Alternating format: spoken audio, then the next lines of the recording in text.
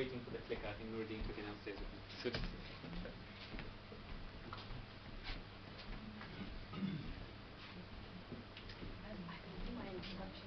yeah, inshallah.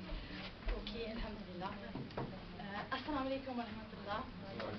And I know it's been a very long day for all of us, and I'll be so grateful, inshallah, for hopefully I did time myself 10 minutes. No problem. So if I can win an award for time management part, I might, because it's been a personal challenge, alhamdulillah. Sorry, let me close this for you. Sorry. Okay, my background, alhamdulillah, is early years. I work with children from 0 up to 5 and then right up to the age of 19. I went from early years education into healthcare, into social care, and then tripped into hijama. Alhamdulillah, literally, I fell at work, had an accident, and a friend of mine recommended, why don't I have hijama therapy? And I'd read about it very, very vaguely, but didn't know anything about it, other than it's a sunnah. After the I went for one physiotherapy session after my fall. It was very painful and I was very stiff and achy everywhere. And I went to see my physiotherapist. She did one course of treatment and exercise with me. Went back the second time and I said, look what I can do. And I used my body. I showed her all the restrictions that I had because of my injury, which were no longer present, and I could move my body. And she was absolutely impressed. She said, how did you do this? And so quick. And I said, have you heard of hijama therapy? And she went, yeah. And I said, it's known as cupping therapy. And she said, if it can do that for you.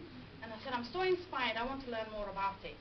So she said, if you ever become a hijama therapist, let me be your first patient. So alhamdulillah, she inspired me also then to continue.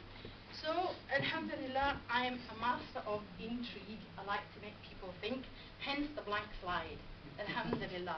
So I'd like to now take you on my learning journey. It's been a long one, but alhamdulillah, I've arrived. And my vocation in life is to help people, number one, worship Allah for Muslims, and for non-Muslims to educate them about this beautiful religion called Islam. In it, there is provision for everyone and everything from human, animal, you name it, and there's everything covered, mashallah. So, Bismillah, and I will begin. Do I use the clicker or the button? See. Yes.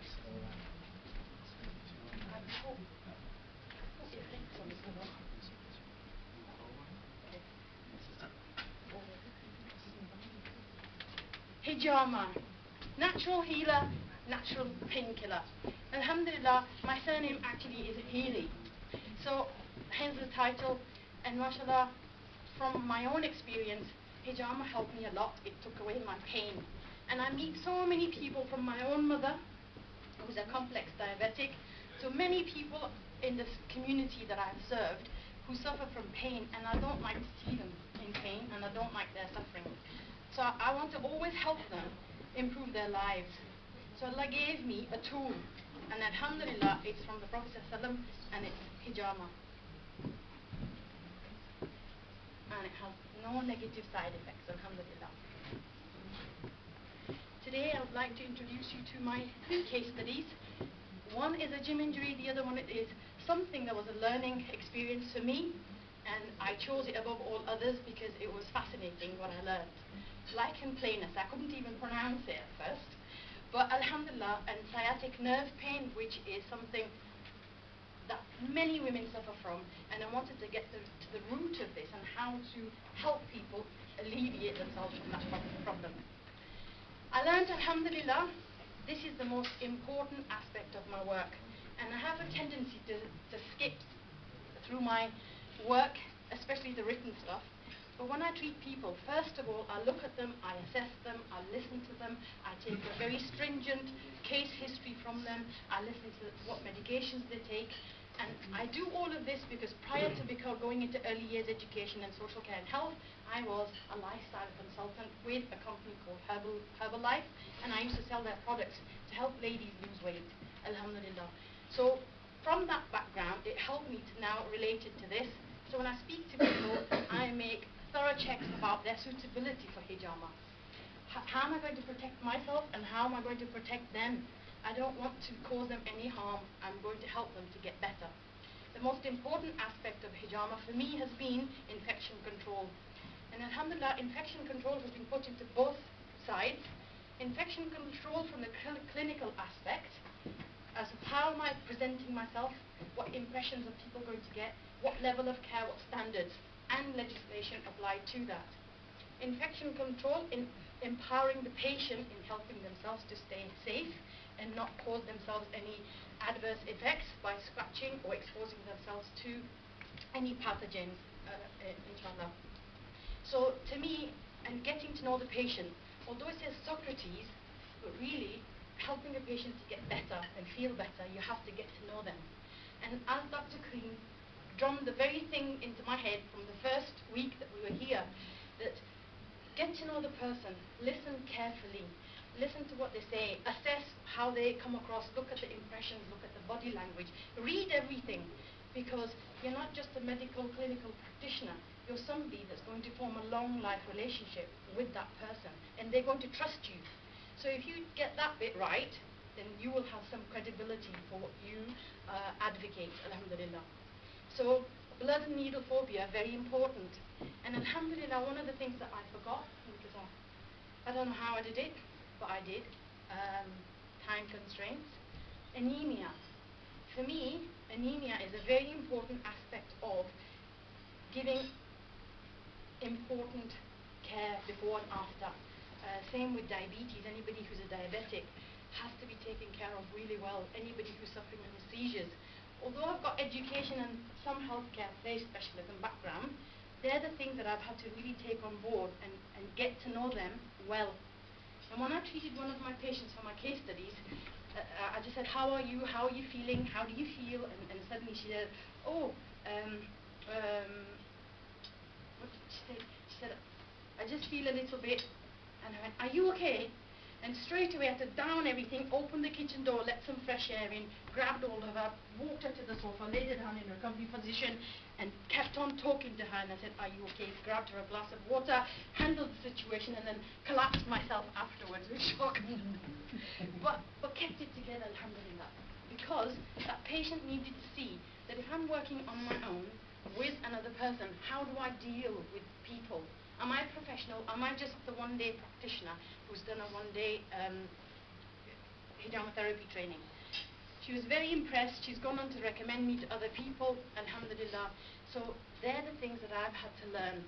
So I've shared them here with you, and I've made clinical considerations and risk assessment as my primary screen, because I want to show to you how important it is to not endanger life, but to help improve life.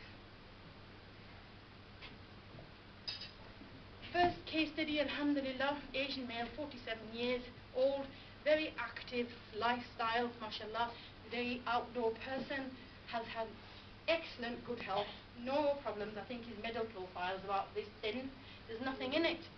Doesn't believe in taking any medication or drugs, is always climbing, riding, swimming, mashallah, whatever activity outdoors, he'll be doing it. He's been a long-term gym goer though.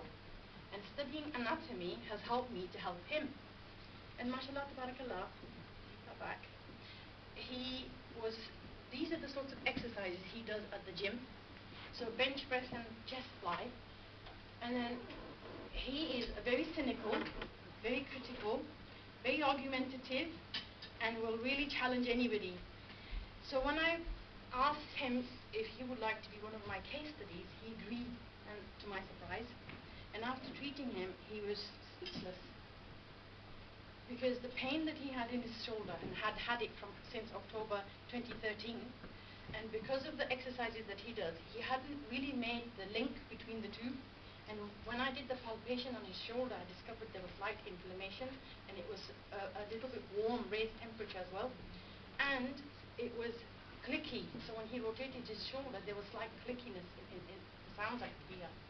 He also said that there was a constant dull ache, which after exercise increased, and he rated his pain from 6 out of 10 normal days to 8 out of 10 after exercise, and he had difficulty when he used to sleep at night.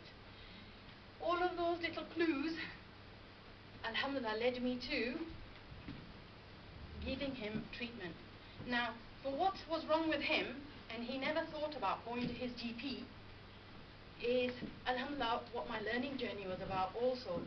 That with conventional treatment he had activity modification, physiotherapy, NSAIDs, non-steroidal anti-inflammatory drugs, and other analgesia. And 2 to 3 months, and that would be all he would get. Or inter-articular corticosteroids for 3 months. And in severe cases of this condition, it leads to distal clavicular resection. And all of the symptoms that he was displaying, to me, was saying this was his gym injury, but he wasn't aware of it. So after palpating, I applied a light cupping massage. I gave him 3 cups, as in the picture, superior angle of the scapula, lateral end of the trapezius, and to his deltoid. He said from the moment I did the suction and leave it for 3 minutes, he said he could feel things happening in his shoulder area, and he felt really impressed with what was going on and the alleviation of the discomfort and the heaviness. So he was very happy. And then when I did the wet cupping, he agreed for the wet. So we did the dry and the massage at first, and then we went for the wet cupping, alhamdulillah. He was very happy with that. And mashallah, tabarakallah, the feedback from this patient was, I feel fantastic, I feel light, the pain is gone, there's no clickiness in my shoulder, the adduction and abduction movements are great. And alhamdulillah, with the modifications that were recommended for him was move your hands closer in when you're lifting the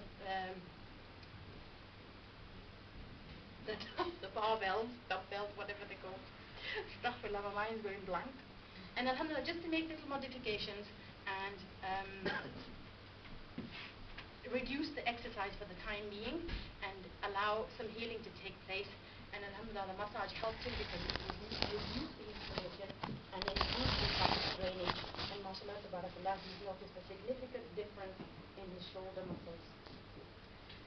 Okay, number 2. Mashallah, tabarakallah, this lady was at her wit's end. She just happened to roll in because somebody recommended that there is somebody who's doing pajama therapy. She'd like some case study work, and this lady practically volunteered herself. She was in tears. She had been on a family picnic in the summer last year and got bitten on the neck. And as she was sat there at the picnic, she scratched it. And she said all she remembers is the scratch, and things then ensued from then on.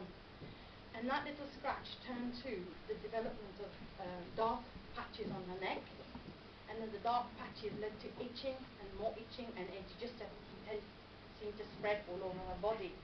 So it went from the neck into the axilla, then down to the groin, and she was all covered in her trunk, in her abdomen, and beneath the breast, in the breast area. She couldn't tolerate heat. She couldn't tolerate any hot foods. She was very irritable. She was very emotional.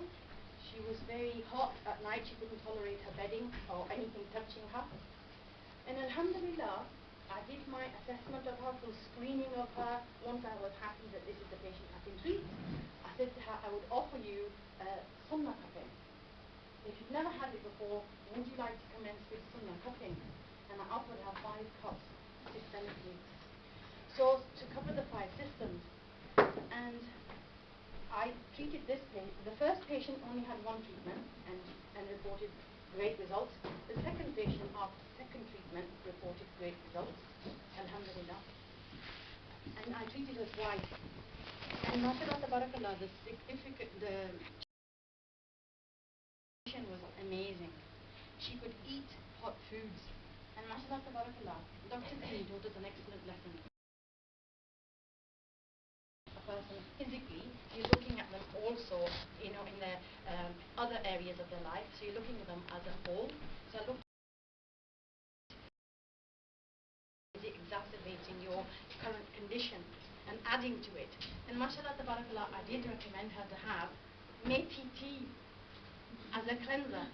And mashallah, with the treatment and the methi tea, she came back and reported that she's able to eat hot food, she's able to go out visiting family members, she's not sat at home because she could not tolerate heat or food or drink, and that's what social life's all about. So alhamdulillah, she was very happy. And here is what she was given to manage her condition. She went to the GP, they gave her the aqueous cream, emulsifying ointment, and they gave her the, is it corticosteroid? Cortisone cream.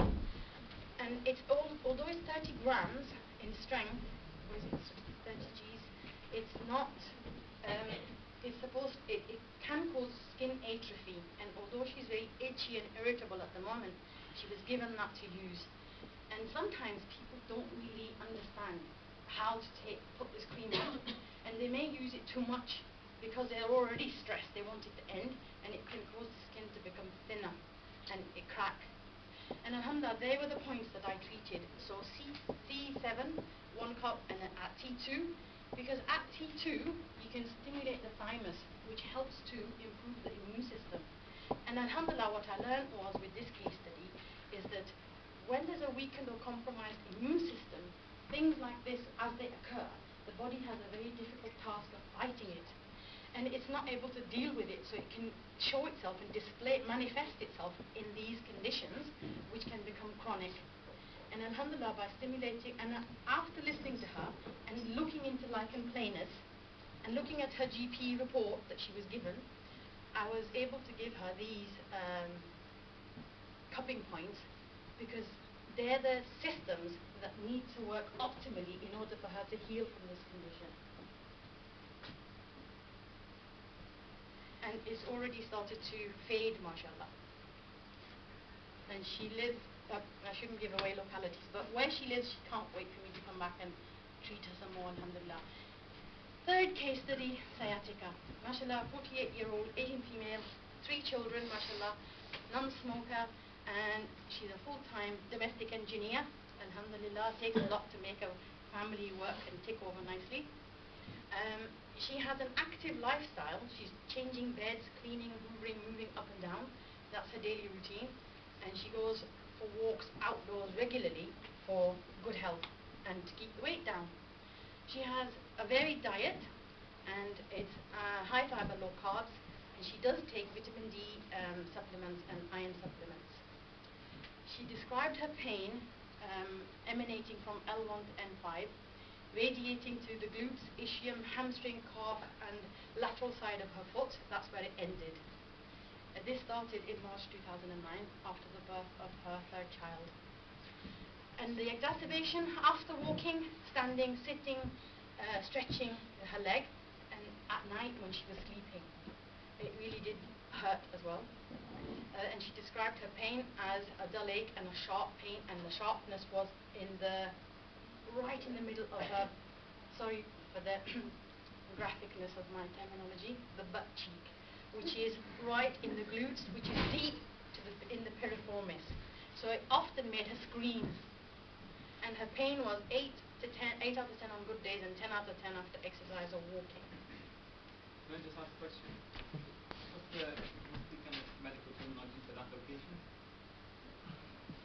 Gluteus maximus question. The deep muscle is piriformis. The area. Gluteal. The gluteal in her. Gluteal. In her glutes. In her glutes. I think I've heard her kind of informalize it, so I've repeated it. Please forgive me for that. And alhamdulillah, the cupping treatment that I considered to be appropriate for this condition was massage cupping along the sciatic nerve all the way down the leg from its origin right down to her foot. And then I gave her a massage, then active release cupping, which she thoroughly rated and felt most benefit from. That was her 2nd treatment. And in the 3rd treatment, I gave her massage as well as wet cupping, alhamdulillah. And she felt that she could walk, she could put her heel on the ground without feeling the pain and wanting to scream. So mashallah tabarakallah, had an excellent effect on her.